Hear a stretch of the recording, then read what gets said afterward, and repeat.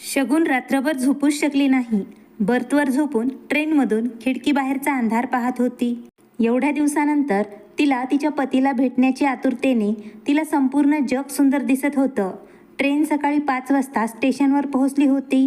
कुलीला बोलावून तिने तिचं सामान ट्रेनमधून खाली उतरवलं आणि तिच्या मुलाला कडेवर घेऊन ती स्टेशनवर तिच्या पतीला विकासला शोधत होती. परंतु विकास तिला कुठेच दिसत नव्हता. चिठ्ठी तर वेळेवर दिली होती त्याला, परंतु तरी का आला नसेल? कदाचित डाक विभागामधून ती चिठ्ठी हरवली तर नसेल, नाहीतर ते मला घेण्यासाठी नक्कीच आले असते. थंडगार वारा सुरू होता. अजून थंडीचे दिवस संपले नव्हते. त्या थंड वातावरणात शगुनच्या कपाळावर घाम आला होता.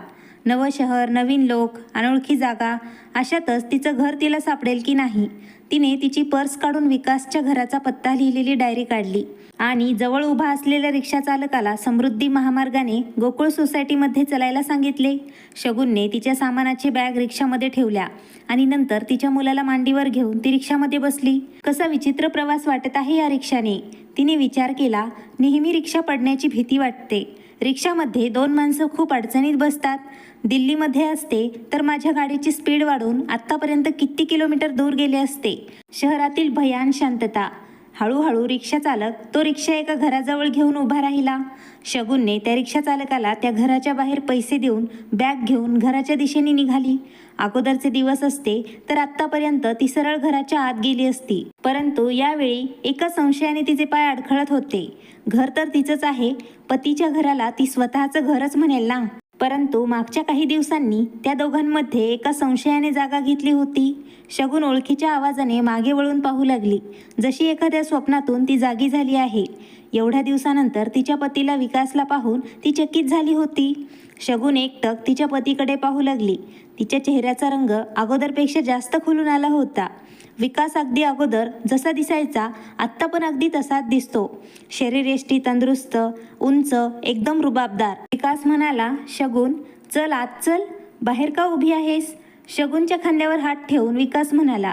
तेव्हा शगुनला तो स्पर्श खूप वेगळा वाटत होता. ममता आंटी, शगुनचं सामान आत घेऊन चला.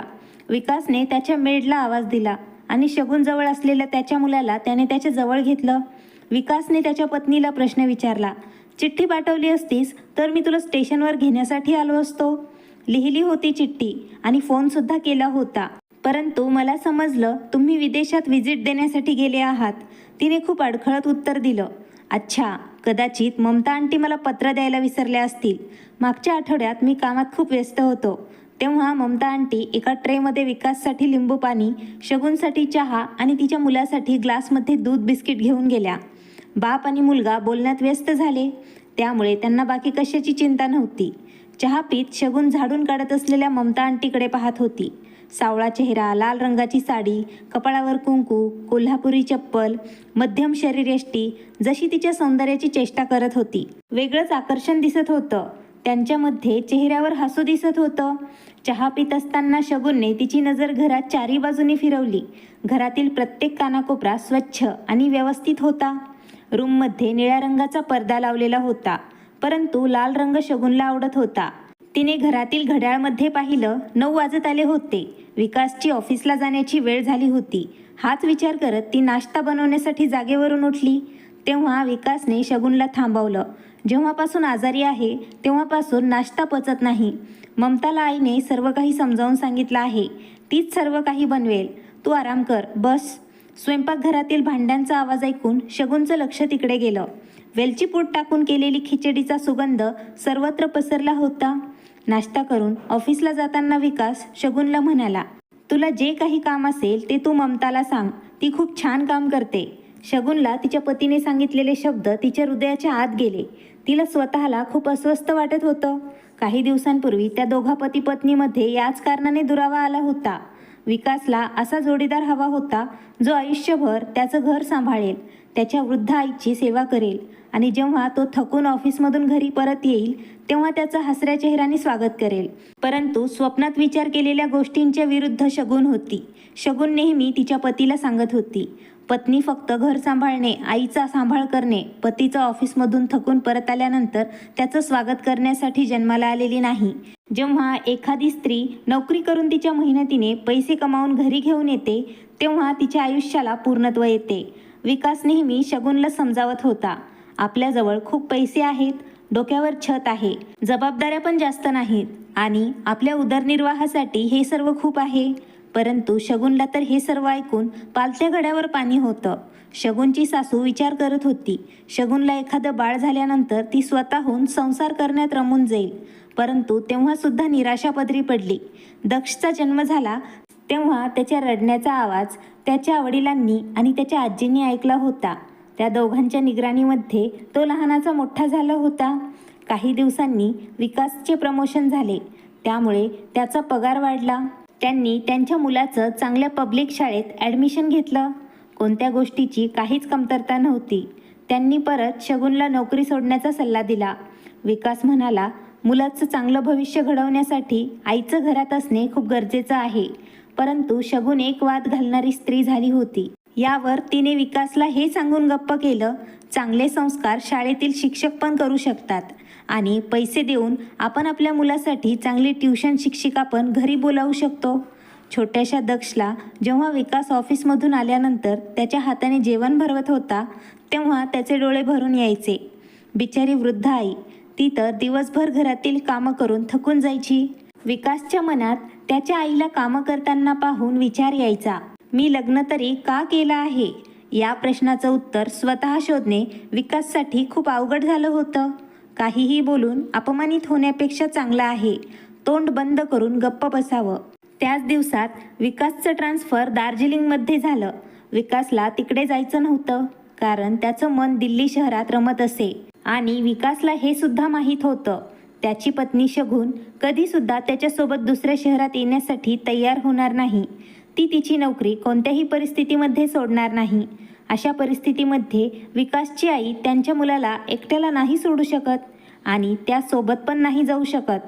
त्यामुळे विकासने ठरवलं तो एकटाच जाईल. जेव्हा विकासने त्याचा निर्णय त्याच्या आईला सांगितला तेव्हा त्याच्या आईच्या अश्रूंचा बांध फुटला. त्या विकासला एकट्याला कसं जाऊ देणार? त्या विकासला एकट्याला कसं जाऊ देतील? कोण त्याची काळजी घेईल हा त्यांना विचार येत होता. विकासच्या आईने शगुनला खूप समजावून सांगितलं होतं, पती पत्नीने एकत्र राहायला हवं. पती पत्नीचं जन्मजन्मांतराचं नातं असतं. परंतु शगुनने तिच्या सासूचं म्हणणं न ऐकता त्यांनाच समजावण्याचा प्रयत्न केला. शगुनने स्वतःची बाजू तिच्या सासूसमोर मांडत एका क्षणात तिचा निर्णय त्यांना सांगितला.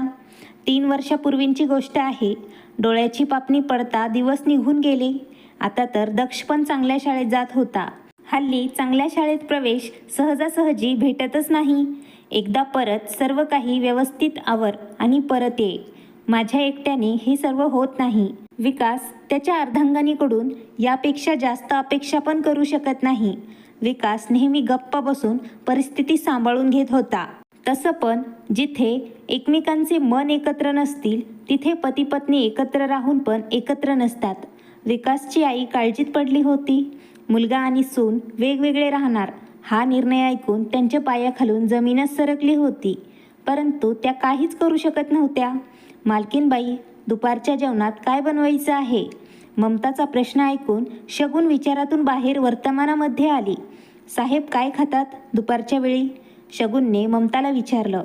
साहेब बाहेर गेले आहेत, त्यामुळे त्यांचा डब्बा त्यांच्यासोबत दिला आहे, ममताने तिला सांगितलं. तसं तर ते घरातच येऊन जेवण करतात. शगुनला ममताचा निरागस चेहरा पाहून अतिशय राग आला होता. शगुन मनात विचार करत होती, माझ्या पतीची आवड ना आवड मला या गावंढळबाईला विचारावं लागत आहे. शगुनला तिचा हक्क ममता घेत आहे असं वाटू लागलं. तरी शगुनने पनीरची भाजी बनवण्याचा तिला आदेश दिला. त्यानंतर शगुन हॉलमध्ये येऊन डोक्यावर हात ठेवून बसली. थकल्यामुळे डोळे मिटून घेतले होते, परंतु तिला झोप येत नव्हती. ममता पनीर कट करत होती. दक्ष तिथेच हॉलमध्ये खेळत होता. आईने सांगितलं होतं, ममताचा पती अंथरुणाला खेळून आहे, जेव्हा शगुनला तिच्या सासूने ममताला कामावर ठेवण्याचं सांगितलं होतं तेव्हा तिचं मन तळमळ करत होतं. तिच्या मनात संशय येऊ लागला. तिच्या स्वप्नात ती कधी विकास आणि ममताला सोबत पाहायची, तर कधी ममता तिच्या मुलाच्या आणि विकासच्या मध्ये बसलेली पाहायची. कित्येक दिवसांनी विकासपासून लांब राहण्याने तिच्या मनात वेगवेगळे विचार येत होते. शगुन म्हणाली, हे काय केलं आईने? इथे घरातील कामं करण्यासाठी एखाद्या पुरुषाला ठेवायचं होतं. शेवटी पुरुष तर पुरुषच असतो आणि स्त्री ही स्त्रीच असते. विकासच्या वडिलांनी पण असेच केले होते. बेडवर पडलेल्या त्यांच्या पत्नीची सेवा करण्यासाठी त्यांनी एका नर्सला कामावरती ठेवलं होतं आणि तिच्यासोबत लग्न करून त्यांनी त्यांच्या प्रामाणिकपणाचा पुरावा दिला होता. आईबाबांची किती काळजी घेत होत्या. त्यांना जेवण केल्याशिवाय त्यासुद्धा जेवण करत नव्हत्या. जोपर्यंत ते घरी येत नाहीत तोपर्यंत त्या झोपत पण नव्हत्या. जेव्हा बाबा झोपेत असायचे तेव्हा घरात कोणाचीही बोलण्याची हिंमत होत नव्हती. जर कोणी गोंधळ केला तर आई त्यांना म्हणायच्या, त्यांची झोप मोड होईल. सासूआई बाबांची किती काळजी घेत होत्या. परंतु जेव्हा त्या अंथरुणाला खिळून राहिल्या तेव्हा बाबांचा सर्व प्रामाणिकपणा हवेप्रमाणे उडून गेला. सासूआई कित्येक वेळा डोकं धरून खूप रडत होत्या. तरी हातातील मुठीत धरलेल्या वाळूसारखं सर्व हातातून निसटून गेलं होतं. या सर्व गोष्टींसाठी आईची काहीच चूक नव्हती. आजारपण कोणाला विचारून थोडं येतं, परंतु शगुनने तर स्वतःहून दुःखाला आमंत्रण दिलं होतं. लग्न झाल्यापासून ते आजपर्यंत शगुनने तिच्या पतीची सेवा करणे तर लांबच, कधी त्यांचं मन समजून घेण्याचा सुद्धा प्रयत्न केला नाही. इकडे येण्यासाठी तिच्या सासूने तिला किती विनंत्या केल्या होत्या, परंतु तिने एक ऐकून घेतलं नाही. तिचा पती जेव्हा तिच्यासोबत बोलायचा तेव्हा ती ऐकून न ऐकल्याप्रमाणे करत होती. सासूपर्यंत या गोष्टी जाऊ नये हाच तिचा प्रयत्न असायचा, कारण सासू तिला बळजबरीने तिच्या पतीकडे पाठवून देईल. नंतर शगुनच्या नोकरीचं काय होईल? तिच्या भावी आयुष्याचं काय होईल? हळूहळू विकास दिल्लीला खूप कमी येत होते. एकतर एवढ्या लांबच्या प्रवासाने त्यांच्या तब्येतीवर परिणाम होत होता. त्यात पत्नीचा हट्ट आणि मनाविरुद्ध वागणे त्यांना मानसिक त्रास देत होतं. फक्त आईचं प्रेम आणि मुलाचा चेहरा पाहून त्यांच्या मनाला शांतता वाटत होती. बोलण्यासाठी काहीच राहिलं नव्हतं. मागच्या काही दिवसात विकास त्याच्या आईला म्हणाला होता, तो बऱ्याच दिवसांनी खूप आजारी आहे. त्यांना अपचन झालं होतं. अन्नाचा एक कण सुद्धा त्यांना पचत नव्हता. मुलगा आजारी आहे हे ऐकल्यानंतर त्यांची आई खूप काळजीत पडली होती. त्यांनी त्यांच्या काळातील कित्येक स्त्रियांची उदाहरणं शगुनला दिले होते. अशा अवस्थेत पत्नी पतीची सेवा करत असते. आजारी व्यक्तीला प्रेमासोबत सहानुभूतीसुद्धा आवश्यक असते. परंतु त्यांच्या सुनेच्या समोर तिचं भविष्य, तिचं करिअर एकदा परत आलं होतं. तेव्हा शगुनच्या ऑफिसमध्ये प्रमोशनचं काम सुरू होतं. त्यामुळे त्या दिवसात तिला कुठेही जाणे शक्य नव्हते. तेव्हा शगुनने विकासला गरम पाणी प्या आणि वेळेवरती औषध गोळ्या घ्या हा सल्ला देत तिच्या कर्तव्यापासून ती हात धुवून दूर झाली होती. तेव्हा विकासजवळ त्याची आई गेली. त्याच्या आईने त्याची काळजी घेतली होती. जेव्हा त्या परत येत होत्या तेव्हा त्यांनी ममताला विकासची काळजी घेण्यासाठी तिथे कामावर रुजू केलं. घरी आल्यानंतर त्यांनी ममताचं कौतुक करून आभाळ आणि जमीन एकत्र केली होती. आता त्या कौतुक सुनेला त्रास व्हावा म्हणून करत होत्या का पतीबद्दल शगुनच्या मनात प्रेम निर्माण व्हावं म्हणून करत होत्या हे तर त्यांनाच माहीत. शगुनला मात्र या अनोळखी स्त्रीबद्दल कौतुक ऐकून अतिशय राग आला होता. ममतामुळे विकास आणि शगुनमध्ये एक दुरावा आला होता. शगुन रागात भिंतीवर हात मारत होती, तरी तिला काहीच उत्तर भेटत नव्हतं. पती पत्नीच्या संसारात कोणी तिसरं यायला नको म्हणून ती तात्काळ दार्जिलिंगमध्ये पोहोचली होती. आत्ता दार्जिलिंगमध्ये येऊन तिला 1 आठवडा पूर्ण झाला होता, तरी ती अजून तिचा संसार सांभाळून घेऊ शकत नव्हती. दैनंदिन आहारामध्ये काय जेवण बनवावं यात तिला काही इंटरेस्ट नव्हता. घरातील सर्व काम ममता करत होती. त्या दिवशी रविवार होता. सर्वजण अंगणात बसून कवळ्या सूर्यप्रकाशात बसले होते. ममता कपडे धुवत होती. दक्ष बॉटलमध्ये पाणी घेऊन ममताच्या अंगावर टाकत होता आणि खळखळून तो हसत होता. काही दिवसात ममताने दक्षला तिची सवय लावली होती. लहान मुलांसोबत मोठ्या व्यक्तीला स्वतःच्या जाळ्यात अडकवण्याची एक अद्भुत कला तिच्यात होती. विकासला शगुनच्या मनात काय सुरू आहे याची जाणीव झाली होती. जेव्हा खूप विचार करून कोणत्याच प्रश्नाचं उत्तर भेटलं नाही तेव्हा ममता विकासचं शर्ट वाळवत घालू लागली. तेव्हा शगुनने तिच्या हातातला विकासचा शर्ट ओढून घेतला आणि ममताला स्वयंपाकघर सांभाळण्याचा आदेश दिला. शगुनचे असे वागणे पाहून ममता खूप घाबरून गेली होती. ती विचार करत होती, काय चूक झाली माझ्या हाताने? मालकीन, हा साहेबांचा शर्ट आहे, या हँगरवरती वाळत घाला. नंतर शगुनने ममताच्या हातातून हँगर ओढून घेतला आणि जमिनीवर आपटला. विकास हे सर्व पाहून चिडला आणि म्हणाला, शगुन, या बिचारा ममताने तुझं काय वाईट केलं आहे? नेहमी तू तिला अपमानित करण्याचा प्रयत्न करत असतेस. विकास, तुमची कशी काळजी घ्यायची आहे ते मला तिने का सांगावं? आता मी आले आहे, त्यामुळे ममताची काय गरज आहे इथे? विकास म्हणाला, शगुन, तू परत दिल्लीला गेल्यानंतर हे घर कोण सांभाळेल? शगुन म्हणाली, मी जास्त दिवसांची रजा घेऊन आले आहे. जोपर्यंत तुमची ट्रान्सफर परत दिल्लीमध्ये होत नाही तोपर्यंत मी आणि दक्ष इथेच राहणार आहोत, तुमच्याजवळ. विकास म्हणाला, तुझ्या करिअरचं आणि दक्षच्या शाळेचं काय होईल? ममता बिचारी गरीब स्त्री आहे. तिचे पती काही काम करत नाहीत. तिला एकटीला तिच्या 3 मुलांना सांभाळायचं आहे. तिला इथे काम करू दे. बिचारी कामात तुझी मदत करेल. शगुन चिडून म्हणाली, जगातल्या सर्व गरीब लोकांना सांभाळण्याचे आपण कॉन्ट्रॅक्ट घेतलं नाही. अतिशय रागात शगुन पाय आदळत घराच्या आत निघून गेली. विकासने कदाचित ऐकलं नव्हतं किंवा ऐकून न ऐकल्याप्रमाणे केलं होतं. किती क्यू येते ममताची, शगुन बडबड करत होती. शगुनच्या मनात संशयाची कल्पना परत आली होती. स्वयंपाकघरात येऊन शगुनने अतिशय जोरात ममताला आवाज दिला. तेव्हा ममता बिचारी खूप घाबरून गेली. ममताच्या हातात असलेला विदेशी काचाचा ग्लास घाबरल्यामुळे जमिनीवर पडून तडकला. आता तर शगुनचा राग गगनाला भिडला. ममताचे रडणे आणि माफी मागण्याचे आवाज ऐकून विकासला हे समजण्यासाठी वेळ लागला नाही. हा आक्रोश ममतावर केला जात आहे. कधी कधी आपले लोक परके होतात आणि परके लोक आपले होतात. विकासला सर्व काही समजलं होतं. त्यानंतर आरोप प्रत्यारोप सुरू झाले. या घटनेला 1 आठवडा पूर्ण झाला होता. एके दिवशी विकास ऑफिसमधून संध्याकाळी घरी लवकर आला. तेव्हा त्याने पाहिलं घरात महाभारत सुरू होतं. शगुनने रडून रडून सर्व घर डोक्यावर घेतलं होतं. त्यांचा मुलगा दक्ष घाबरून एका कोपऱ्यात उभा होता. विकासने जेव्हा विचारलं काय झालं आहे तेव्हा त्याला समजलं, शगुनची सोन्याची चेन हरवली आहे. हे ऐकून विकास चकित झाला. शगुनने चोरीचा आळ ममतावर घातला, कारण दुसरं कोणी घरात यायचं नाही. तेव्हा विकासने खूप समजावण्याचा प्रयत्न केला. ती चेन घरात शोधण्याचा प्रयत्न केला. ममता तिने चोरी केली नाही असं सतत सांगत होती.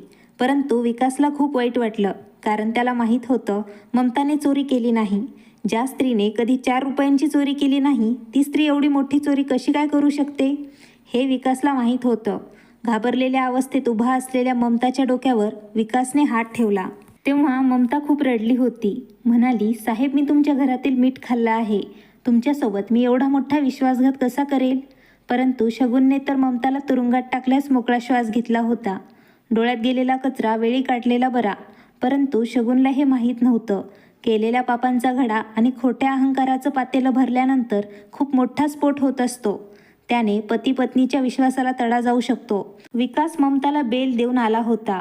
त्याच्या घरी त्याने परत ममताला कामावर ठेवलं नाही. त्यानंतर विकास नेहमी विदेशात दौरा करत होता. घरी आल्यावर तो नेहमी उदास असायचा आणि कमी बोलायचा. त्याच्या पुस्तकांच्या जगात तो व्यस्त असायचा. त्याच्या मुलासोबत ते गप्पा खूप मारत होता. शगुनने त्याची झोप उडवली होती. भुकेने व्याकुळ झालेले ममताचे लेकरं आणि तिचा अपंग पती, त्यांचा विचार जेव्हा विकास करत होता तेव्हा त्याचं मन भरून यायचं. ममताला कामावर काढून टाकायचं होतं तर असंच काढायचं होतं. असं तिच्यावर खोटा चोरीचा आळ टाकून त्या बिचारीला कुठे तोंड दाखवण्याच्या लायकीचं सोडलं नाही. अपमानित तर केलंच आहे, परंतु आता तिला कोणीही कामावर ठेवणार नाही. मन कासावीस झालं होतं. विकास पण ममतासाठी काही करू शकत नव्हता. त्याचं आता घरात मन रमत नव्हतं. शगुन प्रत्येक वेळी त्यांना आनंदी ठेवण्याचा प्रयत्न करत होती, परंतु तिचे प्रयत्न अयशस्वी ठरले होते. आता विकासचे मन उतरले होते. एके दिवशी रात्री विकास विदेशात दौरा करण्यासाठी गेला होता. तेव्हा शगुन आणि दक्ष घरात दोघेच होते. तेव्हा अचानक लाईट गेली. एकतर अगोदर शगुन एकटी, त्यात लाईट सुद्धा गेली. गरमी होऊ लागली. गरमी कमी व्हावी म्हणून शगुनने खिडकी उघडली आणि स्टोर रूममध्ये जाऊन रॉकेलची चिमणी आणण्यासाठी गेली. तेव्हा चिमणीमध्ये रॉकेल नव्हतं. त्यामुळे शगुन रॉकेल आणि चिमणी तिच्या रूममध्ये घेऊन आली आणि तिच्या हातातून अर्ध रॉकेल तिच्या बेडवर सांडलं आणि आग पेटीने जेव्हा काडी पेटवली तेव्हा ती ठिणगी बेडवर पडली आणि बेडला आग लागली. पाहता पाहता संपूर्ण रूममध्ये आग लागली. रूममध्ये पडदे, फर्निचर यांना सुद्धा आग लागली. पाहता पाहता आगीने रौद्ररूप धारण केलं. अंधारात जेव्हा शगुन बाथरूममध्ये पाणी आणण्यासाठी गेली तोपर्यंत अर्धी रूम आगीने जळून खाक झाली होती. आगीत फसलेल्या शगुनला समजत नव्हतं मुलाला उठवावं आणि सुरक्षित जागी ठेवावं. आगीचा उद्रेक पाहून तिच्या तोंडातून आवाज पण निघत नव्हता. घाबरल्यामुळे शगुन चक्कर येऊन खाली पडली. त्यानंतर काय झालं तिला काही समजलं नाही. जेव्हा तिने डोळे उघडले तेव्हा ती हॉस्पिटलमध्ये होती. जवळच्या बेडवर तिचा मुलगा दक्ष होता. समोर विकास उभा होता आणि ममता तिच्या कुटुंबासोबत तिथे उपस्थित होती. ममताच्या हाताकडे शगुनचं लक्ष गेलं. तिच्या दोन्ही हातांना पट्टी बांधली होती आणि संपूर्ण चेहरा आगीने होरपळला होता. शगुनने तिला विचारलं, ममता तुझ्या हातांना काय झालं आहे? ममता म्हणाली, तुम्हाला आणि दक्षला वाचवत असताना तिचे हात खूप वाईट प्रकारे जळाले आहेत. डॉक्टर शगुनला म्हणाले, वेळेवर येऊन यांनी तुम्हाला वाचवलं नसतं तर तुमचे वाचणे शक्य नव्हते. तेव्हा शगुनच्या डोळ्यासमोर ते भयंकर दृश्य येऊ लागलं. खूप वेळ ती ममताकडे पाहू लागली. पश्चात्तापाच्या अश्रूंचा बांध फुटला होता, परंतु तरी ती आत्ता काही बोलू शकत नव्हती. परत एकदा तिचा अहंकार समोर आला. काही दिवस हॉस्पिटलमध्ये राहून शगुन आणि दक्ष पूर्णपणे बरे होऊन घरी परत आले. एके दिवशी संध्याकाळी विकाससोबत शतपावली करत असताना शगुन ममताच्या झोपडीकडे गेली. तेव्हा विकासने तिला थांबवलं. तिथे कुठे जात आहेस? आज मला थांबवू नका. एकदा मला तिथे जाऊन प्रायश्चित्त करू द्या. एवढं बोलून शगुन ममताच्या झोपडीच्या दिशेने गेली. शगुन ममताच्या झोपडीच्या समोर येऊन थांबली. ममताने जेव्हा शगुनला पाहिलं तेव्हा तिच्या चेहऱ्यावर हसू आलं. ममताने घरात चटाई टाकली आणि तिला बसण्यासाठी विनंती केली. उपाशी उघडे लेकरं पाहून शगुनचं हृदयच हादरून गेलं. ती मनातल्या मनात विचार करत होती, रागाच्या भरात येऊन मी किती मोठं पाप केलं आहे. त्या गरीब स्त्रीला किती त्रास दिला आहे. तिच्यावर खोटे आरोप केले. तिच्याजवळ तिचे पती होते, गोंडस 2 लेकरं. तिच्याकडे काय नव्हतं, फक्त पैसे नव्हते. बाकी सर्व ऐश्वर्य तिच्याकडे होतं. ती किती निष्ठेने तिच्या पतीची सेवा करत होती. ममतासोबत तिच्या कुटुंबातील सर्व लोकांना मी तिच्या रागाच्या भरात विनाकारण शिक्षा दिली आहे. शगुनने ममताला तिच्याजवळ बसवलं आणि तिचा हात हातात घेऊन तिला विचारलं, मी तुझ्यावर एवढे आरोप केले तरी तू माझा आणि माझ्या मुलाचा जीव का वाचवला? तू खरोखर खूप महान आहेस. नाही मालकीन, मी काही महान काम केलं नाही. आमच्यासाठी खरे देव तर मालक आहेत. त्यांनी माझ्या लेकरांची भूक भागवली, माझ्या पतीच्या उपचारासाठी मला मदत केली आणि सर्वात मोठे उपकार त्यांनी मला तुरुंगातून बेल करून केली आहे. ममता म्हणाली, मालकीनबाई, एकदा माझ्या पतीने मला पैशासाठी विकलं होतं. त्याने विचार केला, अशा प्रकारे पैशांची जुळवाजुळव होईल आणि मुलांना जेवण, कपडे भेटतील. आता तुम्हीच मला सांगा, आपली रक्षा करणाराच भक्षक झाला तर त्या स्त्रीची अवस्था काय असेल? तेव्हा मालकांनी मला वाचवलं होतं. मी तर माझा भाऊ, माझे वडील सर्व काही मालकांना समजते. मी तुमच्या घरातले मीठ खाल्ले आहे आणि जेव्हा कष्ट करण्यासाठी हे 2 हात दिले आहेत देवाने, तर माणूस त्या हाताने वाईट काम का करेल? शगुनच्या नजरेत आज ममता खूप मोठी झाली होती. विकास बोलणार होता तेव्हा शगुनने तिचा हात त्याच्या ओठावर ठेवला. दुसऱ्या दिवशी ममताला कामावर ये असं सांगून शगुन आणि विकास त्यांच्या घरी परतले. आता दुसऱ्या दिवशी सकाळी शगुन ममताची वाट पाहत होती. त्यात आता संशय येण्याची काहीच गोष्ट नव्हती. मित्रमैत्रिणींनो, तुम्हाला ही कथा कशी वाटली ते आम्हाला नक्की कमेंटमध्ये सांगा. आवडल्यास नक्की लाईक, शेअर आणि सबस्क्राईब करायला मात्र विसरू नका. धन्यवाद. आभारी आहोत.